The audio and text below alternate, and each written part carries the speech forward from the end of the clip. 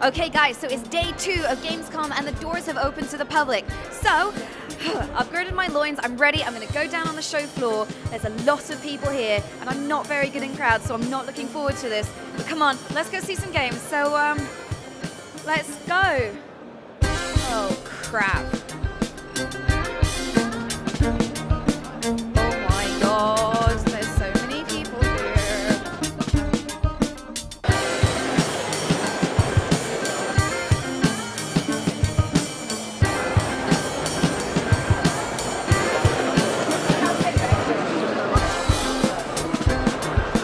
We're outside the main hall now, and we're about to go in. It's gonna be dirty, it's gonna be sweaty, it's gonna be a bit stinky. Let's go see some games.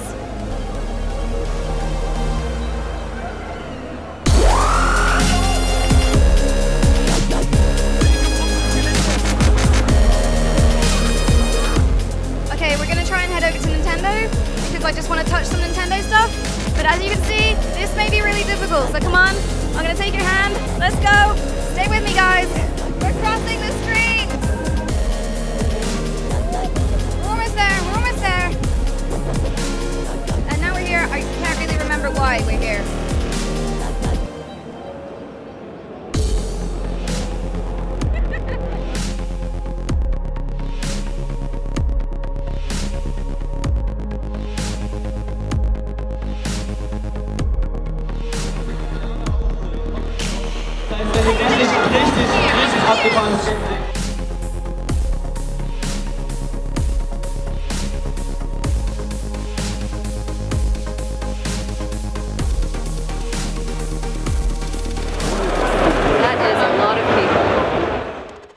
Okay, so we're about halfway through Gamescom and I am already shattered. We've escaped the crowds. We've actually come up to the Square Enix booth, which is kind of hidden away in the business area, and they've kindly let me in for a little resting, a little relaxing before I get back out there.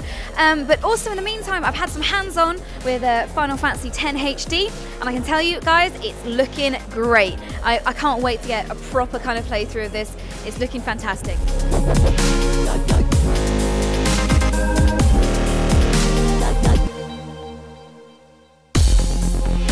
I also got a little bit of Destiny.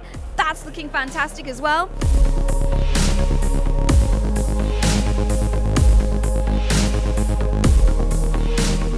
I'm with Eric, who is the community manager for Destiny. How you doing? Doing awesome. How about yourself? I'm pretty tired. Don't go down to the show floor. It's bad there. So, Destiny. So excited for this. So first up, really easy question. What is Destiny? So Destiny is a first-person shooter. It's an action game from Bungie. So we've got everything you would expect from a Bungie shooter game. We've got a great campaign. We've got cooperative multiplayer, competitive multiplayer. But that's just sort of the beginning. That's sort of the foundation that we're building upon. We think that's the bar we set for ourselves, and that's the bar our fans expect out of a shooter. Around that, we're doing some really fun things. We're letting players create characters for the first time, letting them change the way they look and the way they fight by going out in the world, defeating enemies, or going to a vendor in the tower. And we're building worlds that feel like places that you visit, you can come back to time and time again. So we rebuilt our engine from scratch to support a bunch of fun tech like real-time lighting to make them feel unique and different when you return. And we're doing a lot of stuff on the seamless matchmaking front to make sure that there are other players that you can interact with, have social experiences with, have sort of cooperative moments that happen on the fly, as we've sort of demonstrated in our gameplay reveal. So is it difficult coming from, like, because FPS is traditionally known from a single player campaign and also for like competitive multiplayer, which is fairly traditional, you can get your head around it, but going from that to like, oh god, we're all in this together, that MMO feel, that kind of big expansive partying up, going on raids, and well, not quite raids and instances, but you know what I mean, like, yeah, sure. How is that as a developer to kind of get your head around, you know, taking all that in? It's actually really fun. Like, one of the design pillars is that we want to have activities for every mood. And so if you want to have a private cinematic experience, we'll absolutely facilitate that. We'll let you go into the world, just soak up the world, drink in the story, have a great moment, maybe you know, set piece with great cast of memorable characters and a really fun cinematic. But then you can invite your friends if you want to, so you can make that instantly cooperative. It's your choice that you get to opt into. And then there's other moments in the world where you come into a public space, where you'll run into other fire teams, and maybe they're off heading towards a strike or a raid or competitive multiplayer. Maybe they're just gearing up, looking for something to do in the world, something ambient and dynamic and fun. And so that really helps us switch it up and make it feel different and unique. Awesome, I can't wait. So final question, when's it out, what's it on? So shipping Destiny in 2014, PlayStation 4, PlayStation 3, Xbox 360, and Xbox One. In other news, I also got to see Call of Duty Ghosts. I got some hands-on with the multiplayer there. And yeah, that's looking good. I was trying a couple of the 3 new multiplayer modes, so that's Blitz, Search and Rescue, and Cranked. That's right, Cranked. And it was quite funny actually, because in Cranked, if you shoot someone and kill someone, you get 30 seconds where all your perks are upped and you're sort of like a super soldier. But when that 30 seconds is up, if you haven't killed anyone else, then you'll just blow up. And when I first had hands-on with this, I didn't realize that's what the counter was. I thought it was some kind of scoring system and I had to stay alive for the 30 seconds and then we get a point. No, just blew up. Quite embarrassing, especially when you're in front of a dev who's laughing at you.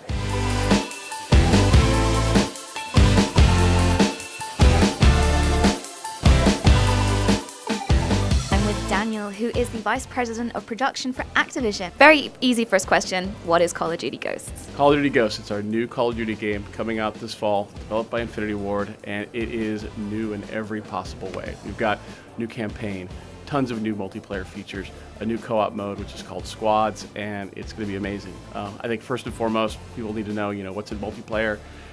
Brand new game modes, dynamic maps, character customization, supporting tablet, tons of new weapons, tons of new kill streaks. On the campaign side, it's a whole new story. It's not a Modern Warfare 3 continuum. It's a whole new story. It's not Black Ops 2.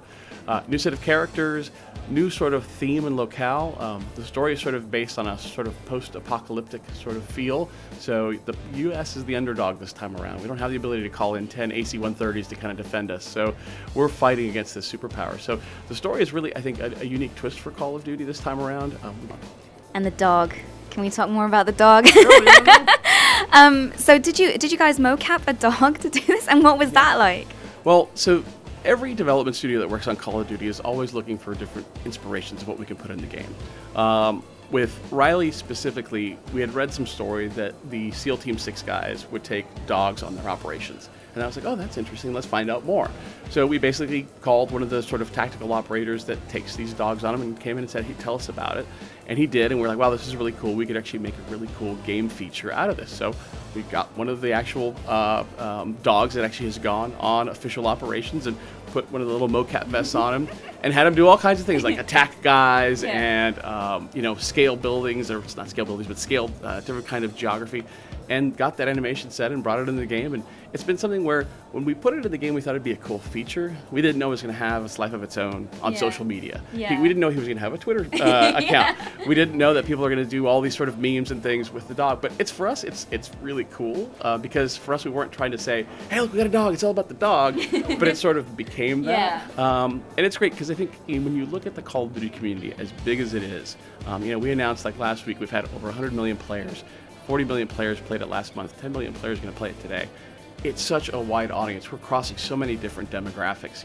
I look at this example, like on my street, I've got my neighbor who, is 50 years old and he's never played video games in his life, and his son, they don't play catch outside, they play Call of Duty together. So it's this thing where I think, there's such creativity, there's such emotion in this game that you're seeing people go, yeah, that's really cool, and then they kind of make their own sort of creative things with the dog or with the game. So it's just really fun to see. So obviously one of the big new features in this, apart from dogs, is female soldiers. Why has it taken so long? It's a great question, and actually a lot of people have been asking me that question. And I think it's a feature that we've been debating and planning on, and it just felt right this year with the customization that we've set up in the game. I think the other thing we're seeing too is there's a huge number of female players both on the casual side and on the competitive side. I think we've met a number of teams now that we're much more focused on esports that are all-girl teams that are playing Call of Duty, and I think now that we have this ability to customize your character in multiple different ways, it just felt the right move to make. Fantastic. Yeah, it's certainly one of the things that kind of made me kind of go, oh really? Finally, thank God,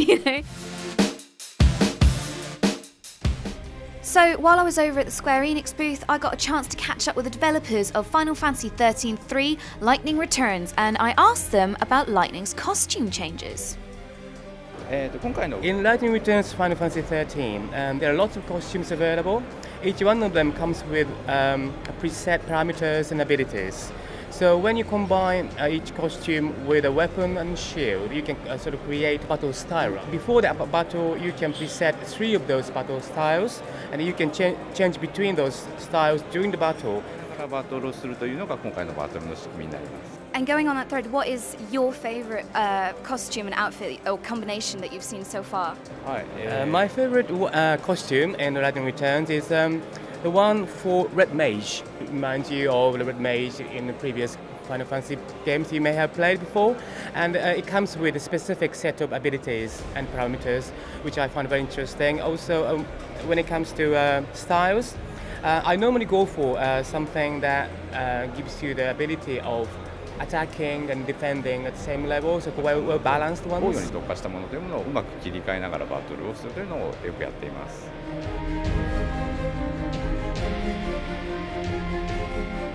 So that's everything I've had hands-on with so far. We're going to go back down to the show floor now. Oh my God, pray for me. Because what I want to do is, so as you can see downstairs, there are so many queues that I'm not going to have a chance to get hands-on with everything. So what I'm going to do is I'm going to run past all the booths and I'm going to tell you guys very quickly what I'm looking forward to and what I'm not. So let's go back down.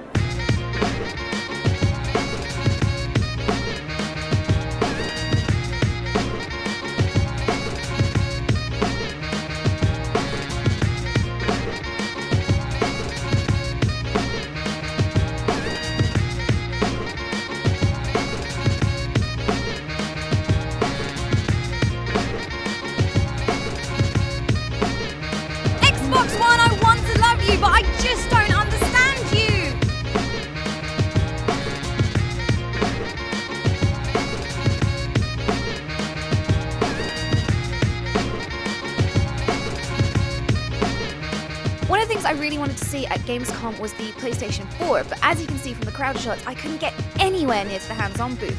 But luckily, I found my old crew from PlayStation Access, who of course had backstage access to the PlayStation 4, so we decided to sit down together and I got their opinions on what was going on.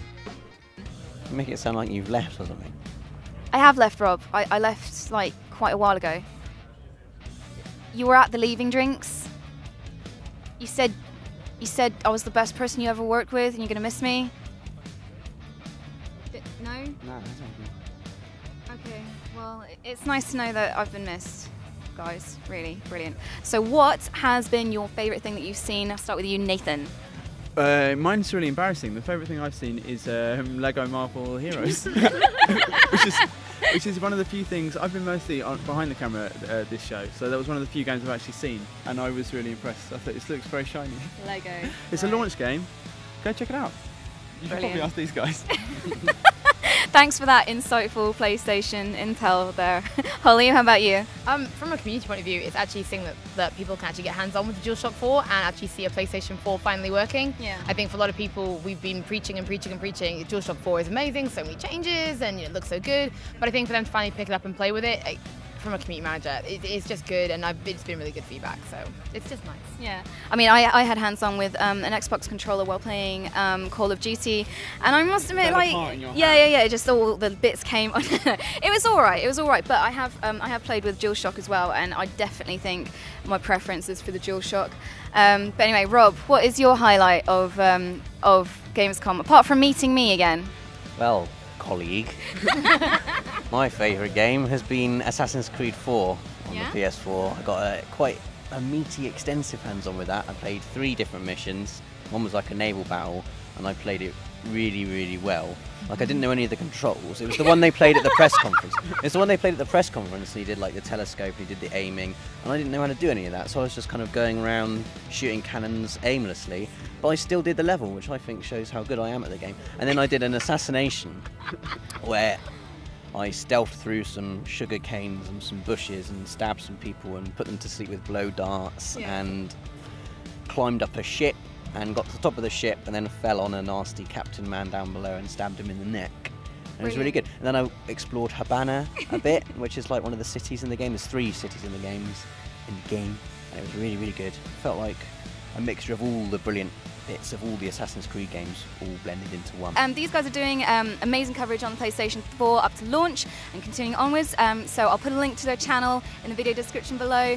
So do me a favor and check it out because they're brilliant, and I do miss you guys a lot. So thanks for meeting up with me, and bye. Okay guys, so that was Gamescom 2013. I am knackered. I mean, look at me. I'm a living wreck of a human being right now. My shoelaces have been undone for the last half hour. I can't be bothered to do them back up. That's how tired I am. But yeah, Gamescom 2013, we had some amazing interviews, we saw some really great games, and more importantly, I survived the main halls without being taken out by a rucksack, although that was a distinct possibility at the time. One thing I'm taking away from all of this is I'm so excited for the launch of the next-gen titles. That's going to be fantastic, and I can't wait until I actually get my hands on them all. But for now, that's it from me in Germany. I'm ready to come back to the UK now. So, Gamescom 2013, you've been great. See you next year.